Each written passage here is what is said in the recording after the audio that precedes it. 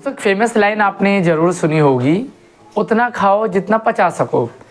लेकिन मैं इसमें एक ऐसा स्टेप ऐड करना चाहूँगा जो आपके लिए, हमारे लिए, हम सब के लिए ज़रूरी है कि उतना कमाओ जितना खा सको और उतना खाओ जितना पचा सको। लेकिन ऐसा होता नहीं है, हम अनलिमिटेड कमाने में लगे होते हैं। हमारा एक ही मकसद होता है, अनलिमिटेड कमाओ, और इसी कमाई के चक्कर में हम कुछ नहीं देखते हैं। अपने बच्चों को भी हम न देख पाते हैं, न घर परिवार समाज का आनंद ले पाते हैं। अपने बच्चों को भी हम ऐसे ही सिखाते, बेटा खूब पढ़ो कि अच्छे नंबर आए आपके, अच्छे नंबर आए तो अच्छी रैंक आए, अच्छी रैंक आएगी तो अच्छी जॉब मिलेगी, अच्छी जॉब मिलेगी तो अच्छा कमाओगे। लेकिन एक चीज़ नहीं हम उन्हें बता पाते हैं कि उतना कमाओ जितना खा सको। क्या फ़ायदा उस कमा के जिसे हम खा ही ना पाएँ, और क्या फ़ायदा उस खा के जिसे हम पचा ही ना पाए। बहुत इम्पोर्टेंट चीज़ हमें सिखा गए इंडिया के टॉप बिजनेसमैन सुब्रत राय, वो भी मरने के बाद। हालांकि जीते जी भी सिखा गए, लेकिन मरने के बाद हमें सुब्रत राय बहुत बड़ा चैप्टर, बहुत बड़ा लेसन सिखा पाए। शायद हमें न स्कूलों में सिखाया जाता होगा, न हमारे घर परिवार में ये चीज़ें सिखाई जाती है।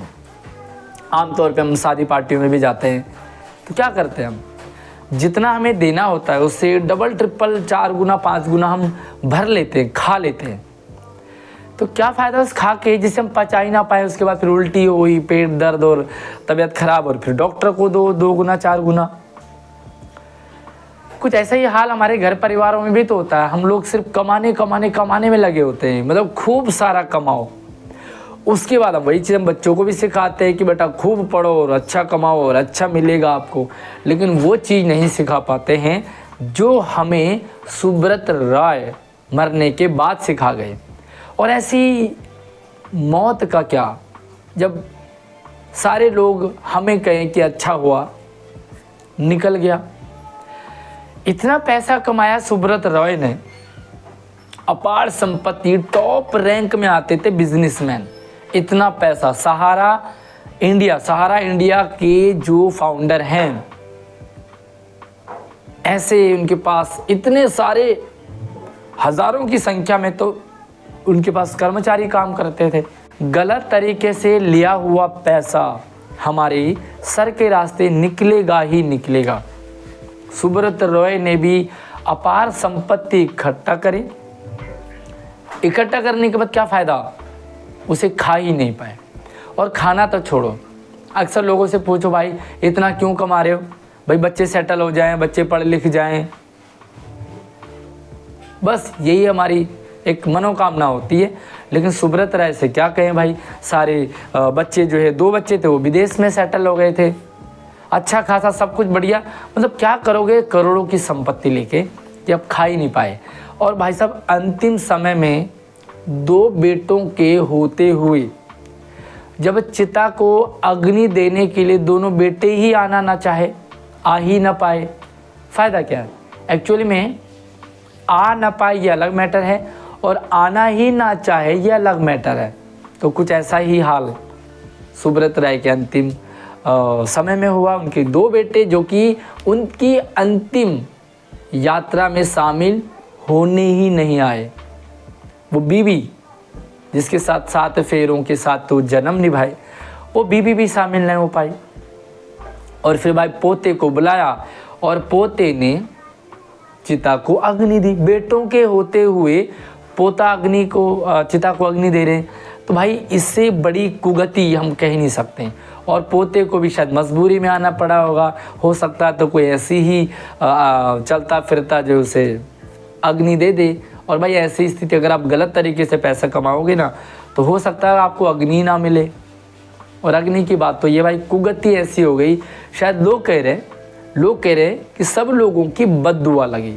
हम यही चीज़ अपने बच्चों को नहीं सिखा पाते हैं कि पैसा तो कमाओ लेकिन गलत तरीके से नहीं, दूसरों को लूट के ठग के नहीं।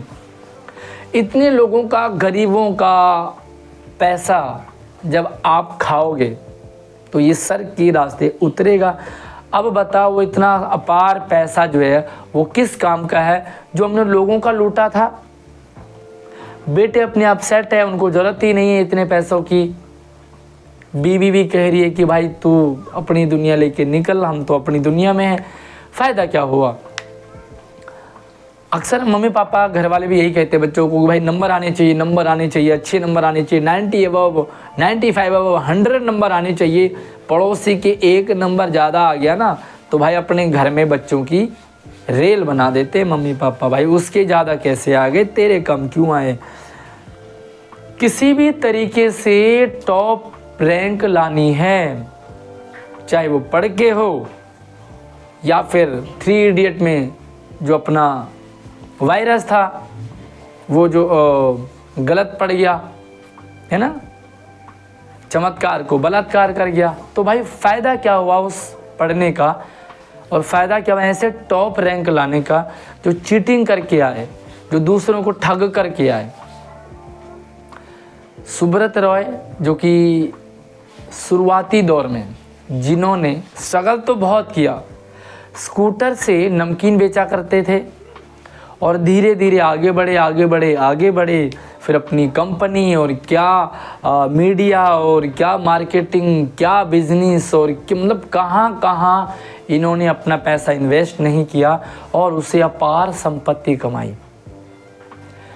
दोस्तों एक बात तो हमें ज़रूर समझना चाहिए कि साईं इतना दीजिए जामे ग्रस्त समय और मैं भी भूखा ना रहूं, मेरा साधु न भूखा जाए।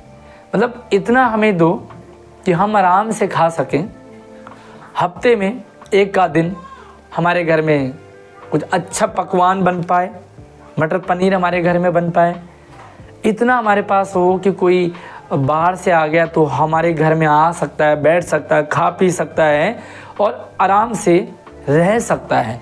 लेकिन इतना क्या कमाई है, और वो भी दूसरों की। सुब्रत राय ने गरीबों का पैसा लूटा और आज जो है उनको इसी लूट के चक्कर में उनको जेल भी रखा गया। क्या फ़ायदा, अपनी जो इज्जत तो खैर ऐसे बंदे की होती नहीं है, लेकिन हाँ अंतिम समय बड़ा बुरा हुआ। और एक लाइन आपने सुनी होगी कि सारा कुछ यहीं भोगना होता है। शायद सुब्रत रॉय हमें वो चीज़ सिखा समझा पाए।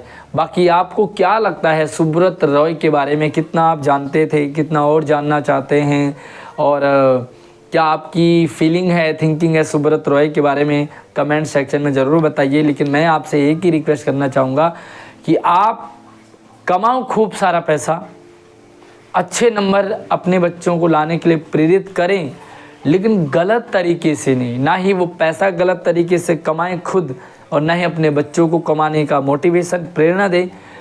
नंबर आपके बहुत अच्छे हैं लेकिन गलत तरीके से नहीं। वो नंबर, वो रैंक, वो पैसा किसी काम का नहीं आता। सुब्रत रॉय ने हमें अच्छे से सिखा दिया। बाकी शेयरिंग कर दो इस वीडियो को। आपको हमारे चैनल पर इस तरह से एजुकेशनल मोटिवेशनल वीडियोज़ मिलती रहेगी। चैनल को सब्सक्राइब करना बिल्कुल ना भूलिए। अगली वीडियो में अगले अपडेट के साथ मिलते हैं, तब तक आप अपना ख्याल रखिए। जय हिंद।